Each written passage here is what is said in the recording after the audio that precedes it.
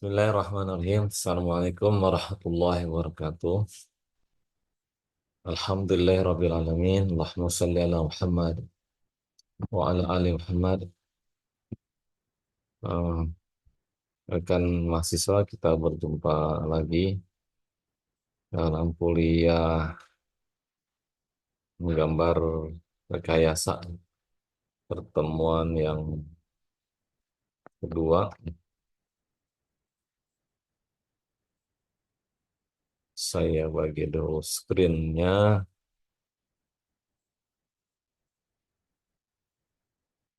Nah,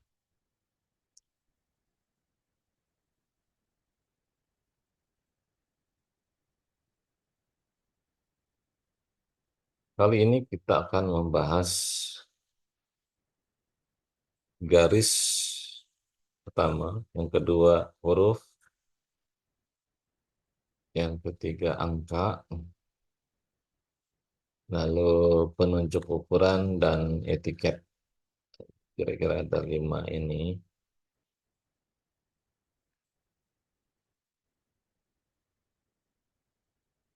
Sebagai bahasan eh, pengetahuan dalam keterampilan menggambar teknik ya, atau menggambar biasa. Yang pertama garis.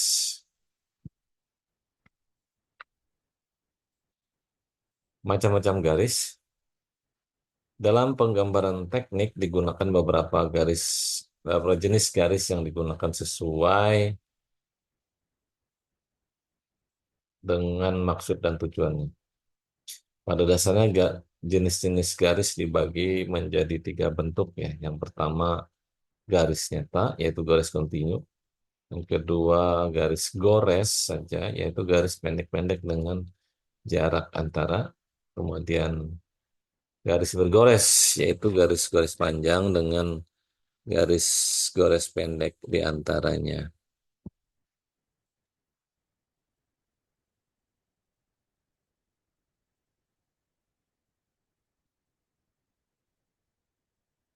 Selain bentuk, harus diperhatikan juga ketebalan garis yang digunakan.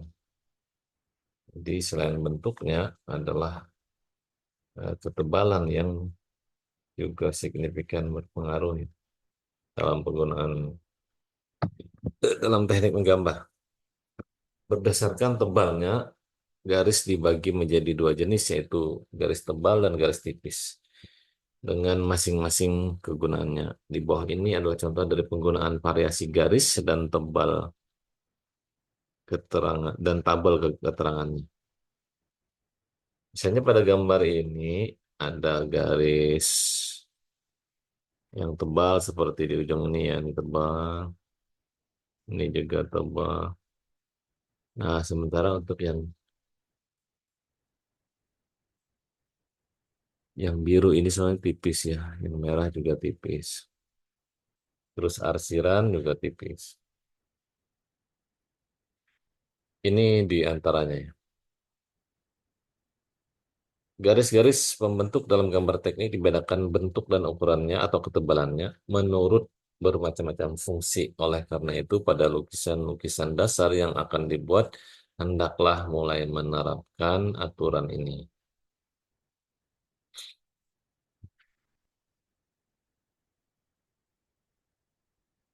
Jenis-jenis garis pada gambar teknik.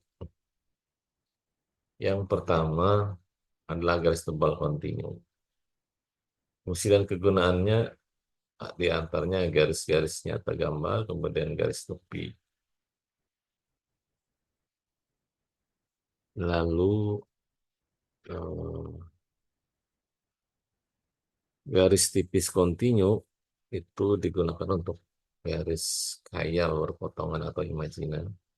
Garis ukur, garis bantu proyeksi, garis penunjuk, garis arsiran tadi ya yang berwarna hijau. Garis-garis nyata pada penampang yang diputar di tempat. Hmm. Kemudian garis sumbu pendek.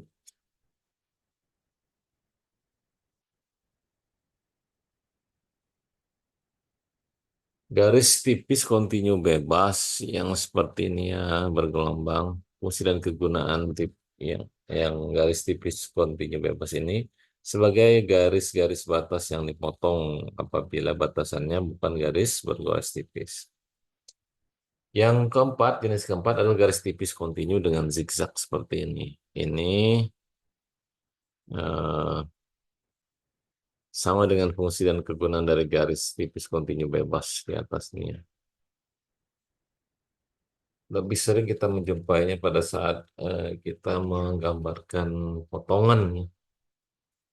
Yang kelima, garis gores tapi yang tebal. Fungsi dan kegunaannya adalah garis nyata terhalang, garis tepi terhalang. Lalu garis bergores tipis seperti ini, fungsi dan kegunaannya adalah untuk sumbu ya. Jadi sumbu gunakan yang seperti ini. Lalu garis simetri. Nah, simetri menggunakan itu juga. Selanjutnya lintasan. Garis gores bergores tipis yang dipertebal ujungnya dan pada perubahan arah seperti ini. Fungsi dan kegunaannya ujungnya dipertebal ya dan pada perubahan arah adalah sebagai garis di bidang potong. Gunakan ini.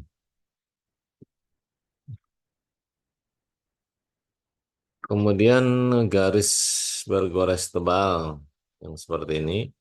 Fungsi dan kegunaannya adalah untuk menunjukkan permukaan benda kerja yang harus mendapatkan pengerjaan khusus. Ini terutama dipakai pada gambar-gambar teknik mesin. Lalu garis bergores ganda tapi tipis. Fungsi dan kegunaannya adalah untuk bagian yang berdampingan, batas kedudukan benda yang bergerak, garis sistem, lalu bentuk semula sebelum dibentuk, lalu bagian benda yang berada di depan bidang potong. Terkait dengan ketebalan garis yang akan digambar, maka contoh kegunaannya dapat ditabelkan seperti ini.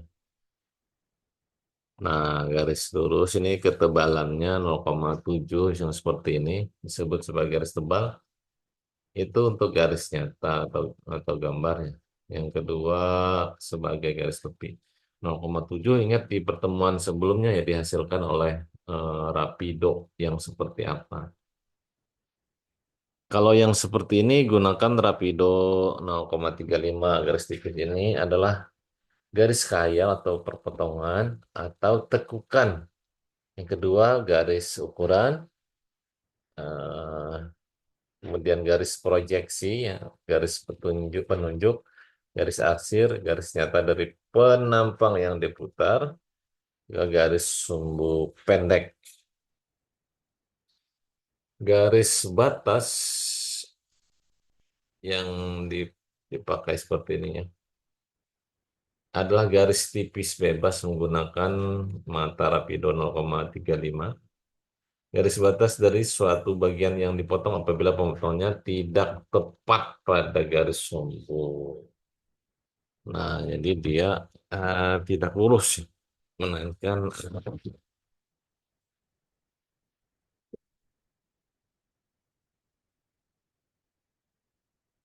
selanjutnya yang zigzag ini seperti tadi telah disebut ya, sama dengan C1 yang ini tadi. Lebih tepat untuk gambar dengan komputer kalau pakai komputer ya. Seperti itu. Lalu garis gores tebal itu kalau ada garis nyata tapi terhalang. Dan demikian pula garis tepi ya.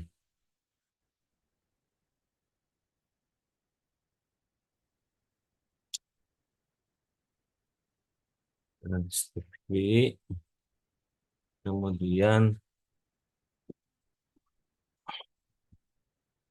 garis putus-putus ini, garis gores tipis adalah garis nyata terhalang dan garis tepi terhalang. Yang ini garis-garis titik dan seterusnya. Kalau yang ini Perhatikan di sudut-sudut ini dia ditebalkan.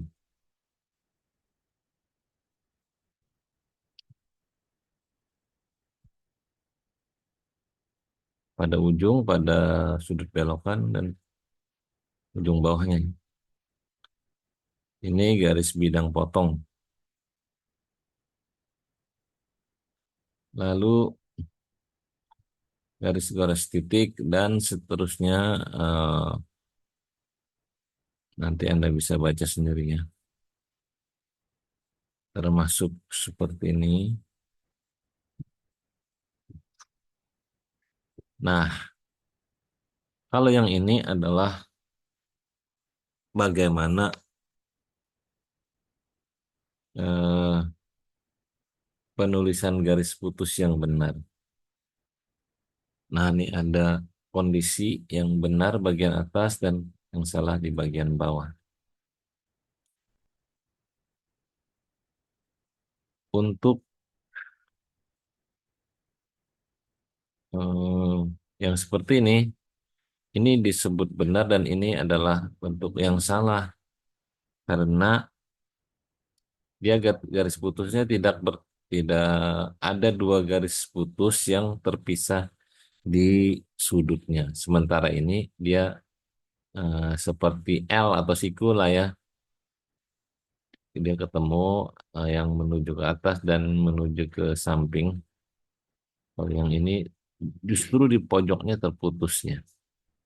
Sama dengan ini ya di pojoknya ini yang benar adalah ketemu, sementara ini bisa. Nah, sudut juga begitu ya. Dia berbentuk seperti huruf V dulu, kalau ini terpisah. Ini juga sama ya. Ini ya harus ketemu dengan garis besar ini. Sementara ini putus di sininya ya. Ini juga demikian. Kalau ini eh, yang benar adalah yang seperti ini, yang justru yang putus pada kondisi yang ini ya. Ini juga jadi tergantung dari keperluannya. Nah, yang ini juga sama.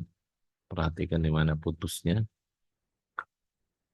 Kalau ini disebut benar karena dia memotong garis putus yang ke arah mendatar ini di tengah garis putusnya. Kalau ini justru di antara dua garis. Salah.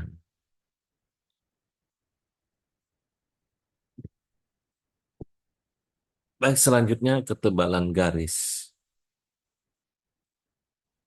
Kalau kita amati lebih detail apa yang ada pada gambar-gambar kerja, salah satu detail pada penyajian gambar adalah tebal dan tipisnya suatu garis. Perbedaan tebal tipis garis-garis yang menyusun sebuah gambar akan terlihat lebih menarik dibandingkan yang hanya terdiri dari satu ketebalan garis. Tebal tipis garis memegang salah satu peranan dalam menampilkan sebuah penyajian gambar yang menarik. Pentingnya tebal tipis garis ini tidak hanya pada produk gambar secara manual saja, tetapi juga produk gambar dengan komputer, misalkan AutoCAD. Untuk program gambar seperti AutoCAD, setting tebal tipis ini dapat kita modifikasi dengan jenis plot style yang digunakan. Seperti pada pen Rapido, gambar manual yang memiliki bermacam-macam ketebalan. Pada gambar dengan AutoCAD pun tebal tipis garis dapat kita atur ya.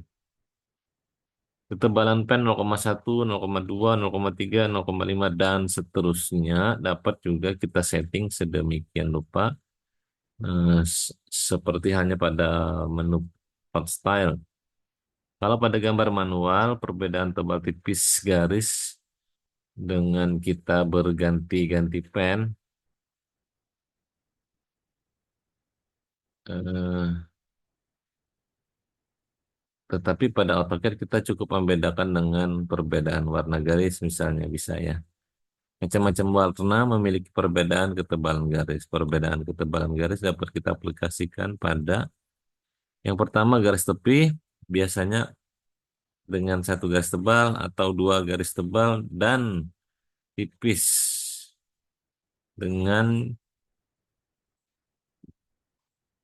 jaran yang tidak terlalu jauh.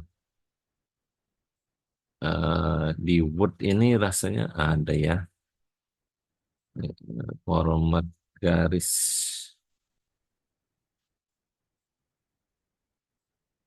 Dia harus ini dulu ya, harus ada bendanya dulu yang diedit garisnya.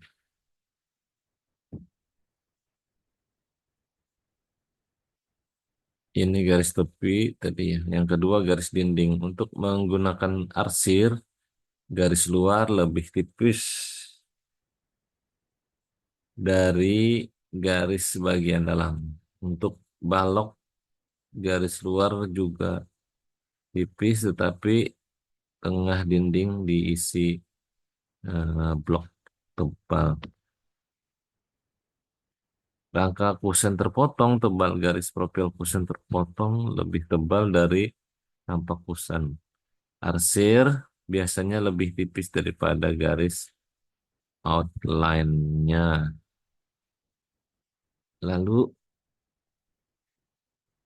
penanda potongan.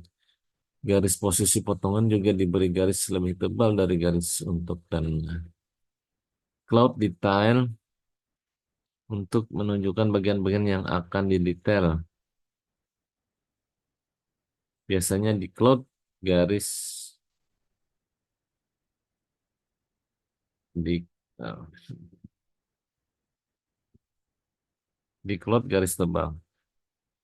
Dimensi atau ukuran garis dimensi, angka dan tanda akhiran juga bisa dengan perbedaan tebal tipis garis.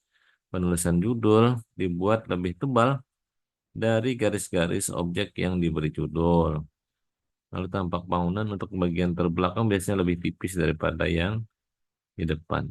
Lalu masih banyak lagi item-item yang telah disebutkan yang dapat diaplikasikan tebal tipis garisnya.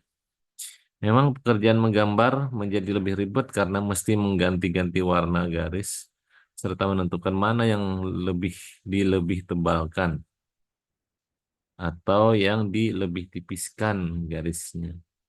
Namun hasil yang akan tersaji menjadi lebih menarik daripada hanya menggunakan satu jenis ketebalan saja. Dan untuk setting warna, layer, dan tebal garis pada buku AutoCAD telah dan pasti terjabar dan lengkap di dalamnya. Ini yang ada di pertemuan satu kemarin, nih, tebalan garis dari macam-macam mata, ukuran mata, eh, apa itu, rapido. Ketebalan garis pada gambar teknik mempresentasikan keutamaan elemen gambar. Beberapa garis digambar dengan ketebalan yang berbeda untuk memudahkan pembacaan gambar. Contoh standar ketebalan garis dalam milimeter dan kegunaannya ditampilkan sebagai berikut.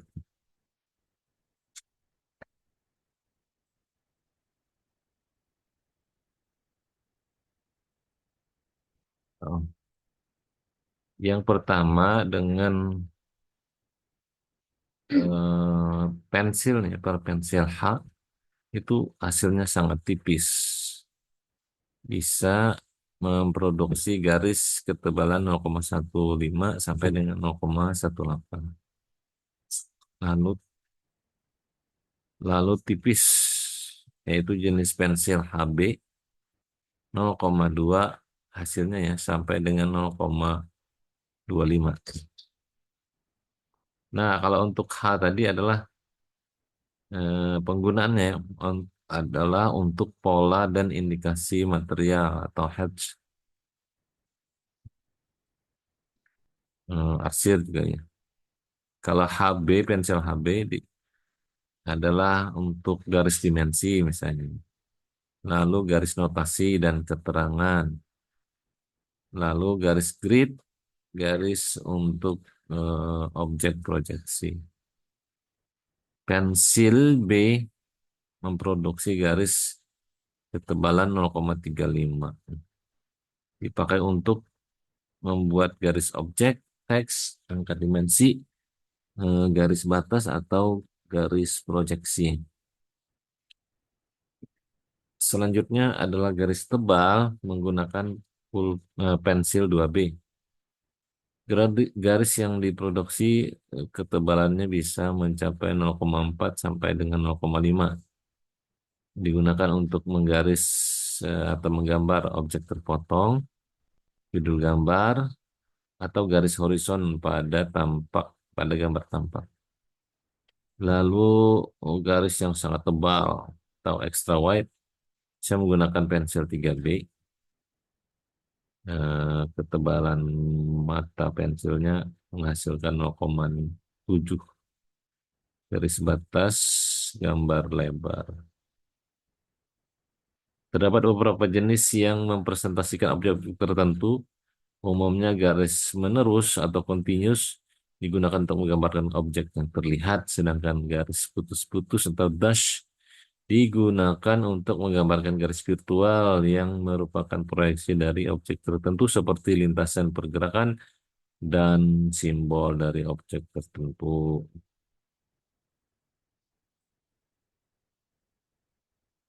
Nah, ini tadi tentang garis ya. Terus ada beberapa hal tambahan tentang garis nih. Nanti kalian perdalam saja teori yang seperti ini sebelum diaplikasikan.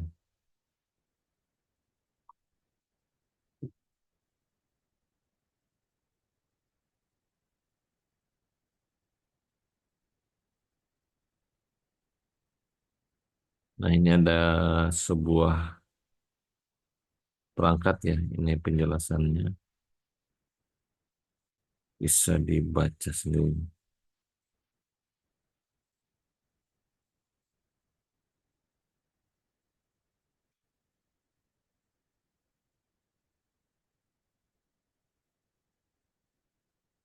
Selanjutnya adalah gambar center line. Center line disimbolkan seperti ini. Ini juga. Lalu dimension line. Dimensi ini bisa dibuat dalam arah horizontal, bisa juga dalam arah vertikal. Lalu dalam arah sudut seperti ini, ya harusnya bisa dicontohkan. Harusnya ini lebih tipis ya, seperti uraian tadi. Ini juga R18. Lalu ini unsur 35 misalnya. Pembacaan komputer. Garis pertama tadi line, lalu ada center line, lalu yang ketiga ada garis ladder. Ladder itu ya, ini digunakan untuk menunjukkan sebuah bagian yang dapat berupa nomor, keterangan, atau referensi lain yang diperlukan. Nah ini, yang ngasih panah ini menjelaskan itu bagian apa dari sebuah bangunan.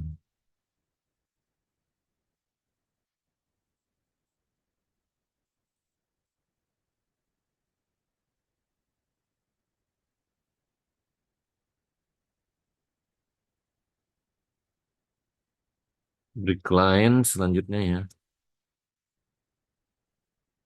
Em, atau garis potong.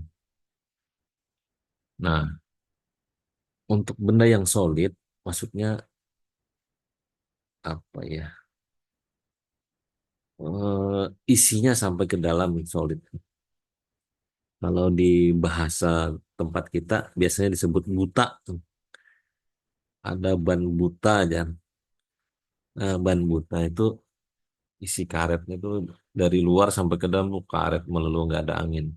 Beda dengan ban yang biasa kita pompa itu luarnya karet dengan ketebalan tertentu, tapi dalam sambungannya adalah angin atau komponen lain misalnya ban dalam. Nah, ini adalah material yang solid, yang padat tadi, pejal atau buta kalau kita menyebutnya. Sedangkan ini cara menggambar potongan yang berupa round tubular atau berbentuk pipa ya. Nih, terus breaking lines seperti ini.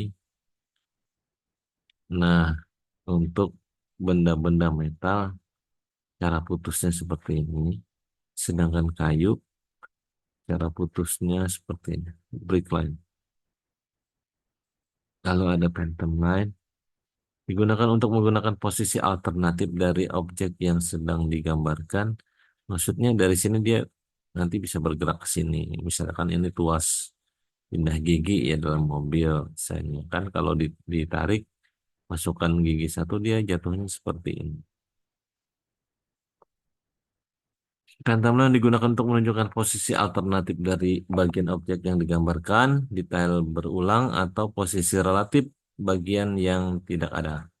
Jenis jenis garis yang digunakan yakni garis satu garis panjang disertai dua garis yang lebih pendek dengan garis panjang di setiap ujungnya. Lalu ada sectioning line eh, atau garis bagian atau disebut juga garis crosshatch membedakan antara dua bagian terpisah yang memenuhi titik tertentu. Selain itu, garis bagian digunakan untuk menggambarkan jenis material tertentu. Dalam gambaran atau perakitan yang digunakan banyak jenis bahan, bagian individual dapat disambungkan dengan simbol untuk bahan tertentu. Lalu extension line atau perpanjangannya. Extension line merupakan garis pendek yang menunjukkan batas dari satu dimensi sebuah objek. Ini yang ininya. Extension line, beyond dimension line. Sedangkan yang ini dimension line atau garis dimensi.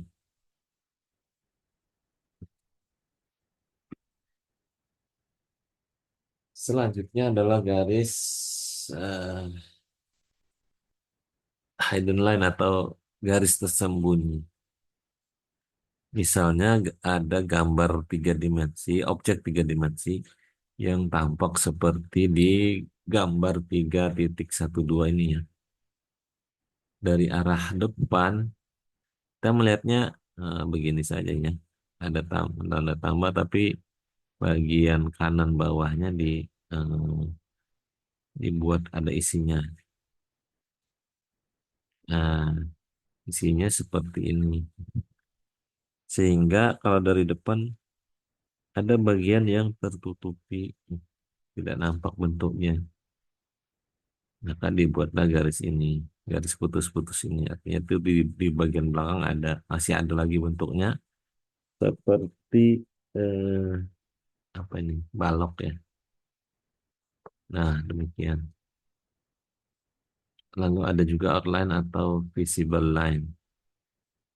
Seperti ini bagian dalamnya nih, paparutannya kalau kita bilang. Lalu ada datum line. Datum line digunakan untuk menunjukkan posisi dan bidang datum dan harus mengandung unsur long dash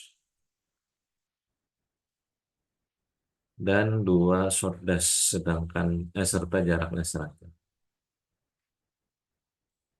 Lalu ada cutting plan atau viewing plan line. Cutting plan line digunakan untuk menunjukkan sebuah bidang atau bagian dalam dari bidang yang diambil. Garis tersebut juga digunakan untuk menunjukkan potongan melintang bidang dari permukaan yang terlihat. Lebih jelasnya dapat diperhatikan di gambar berikutnya, gambar 314. Nah, garis pemotong, garis potongan, ini dalam hal ini potongan A. Ini kalau ada ini pipa, terus kita potong di sini, maka ini kita balik ke arah sejajar tatapan mata kita, kita bisa lihat ternyata dalamnya seperti ini. Di potongan A berarti section A. A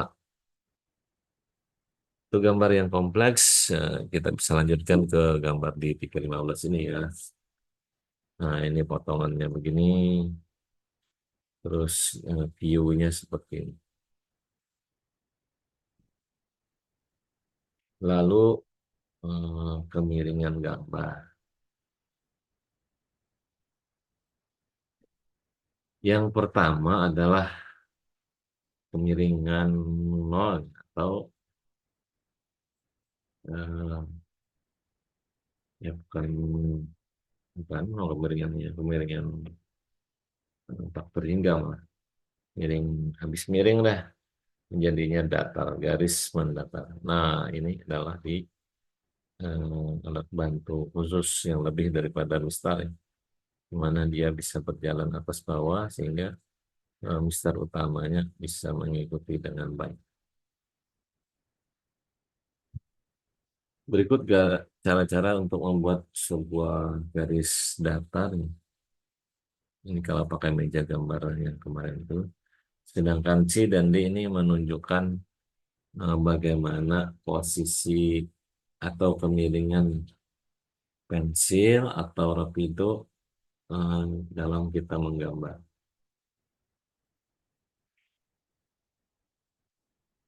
Terlalu miring nanti akan menjadi tidak akurat ya, melenceng dari posisi seharusnya.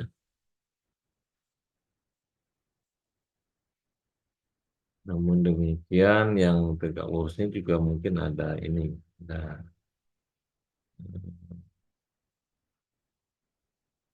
ada masalah kalau kita tidak bisa continue.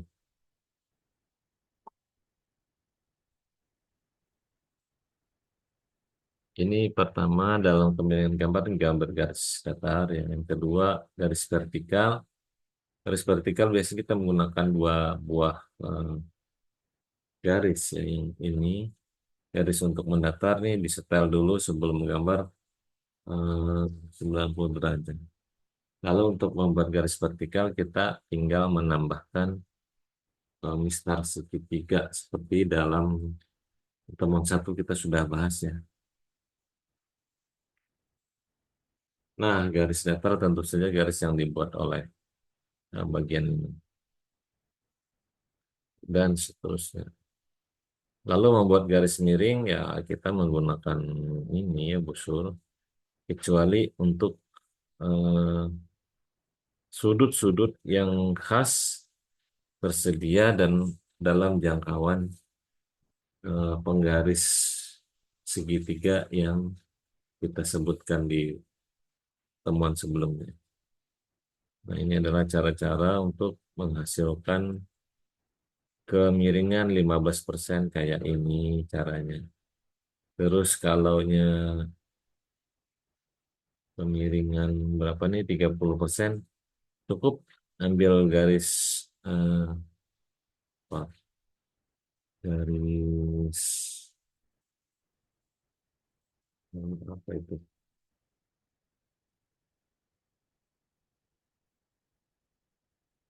Penggaris segitiga yang sudutnya 30 dan 60. Nah, yang ini.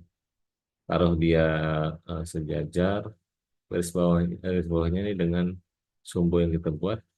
Maka kemiringannya ini adalah kemiringan 30 derajat. Setelah 30, 45 ada kan pensil yang sama kaki kemarin. Itu berarti garis miringnya adalah garis 45 derajat. Dan seterusnya ya bisa dilihat di sini. Sini cuma ada dua macam penggaris yaitu penggaris 4545 itu menghasilkan segitiga sama kaki dan penggaris yang lancip yang 30 60 ini adalah trik-trik penggunaan mistar segitiga dalam mendapatkan atau menggambarkan sudut kelipatan 15. Demikian untuk garis.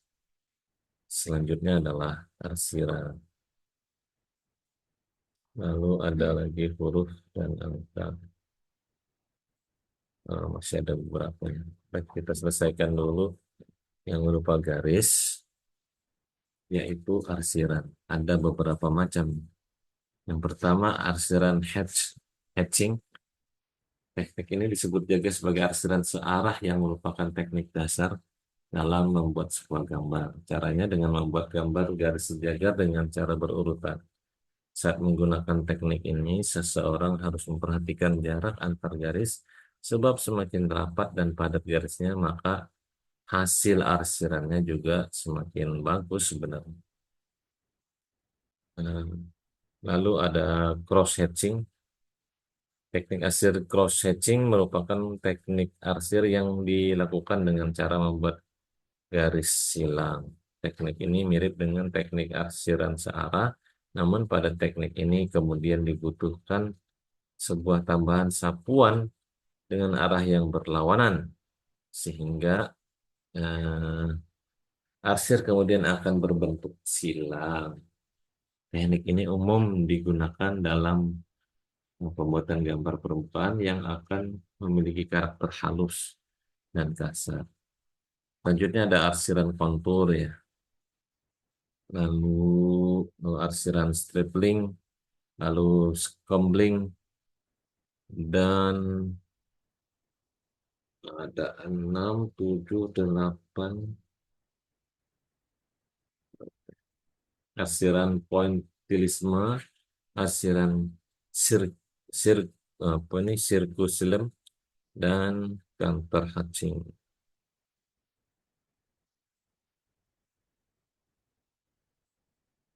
Kemudian itu dulu untuk garis ya. Selanjutnya akan kita sambung dengan penulisan huruf dan angka pada video bagian 2. Terima kasih. Assalamualaikum warahmatullahi wabarakatuh. Subhanakallahumma rabbana wa bihamdika asyhadu an la ilaha illa anta astaghfiruka wa atubu ilaik. Terima kasih.